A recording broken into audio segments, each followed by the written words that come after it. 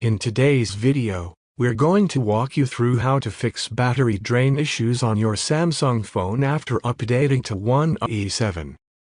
Step-by-step instructions. Connect your device. Start by connecting your phone to a charger. You can also plug it into a computer if that's more convenient. Power off the phone. Press and hold the volume down button and the power button at the same time.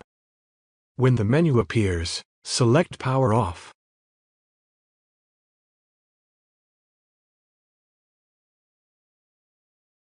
Enter recovery mode. Once the phone is completely off, press and hold the volume up button and the power button together. Keep holding both buttons even after the Samsung logo appears.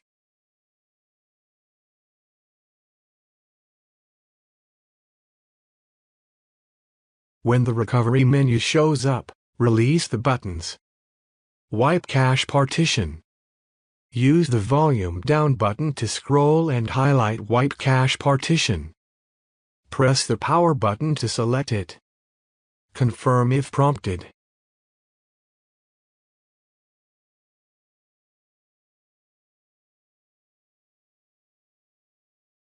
After wiping the cache, your phone should run more efficiently, and the battery drain issue should be resolved.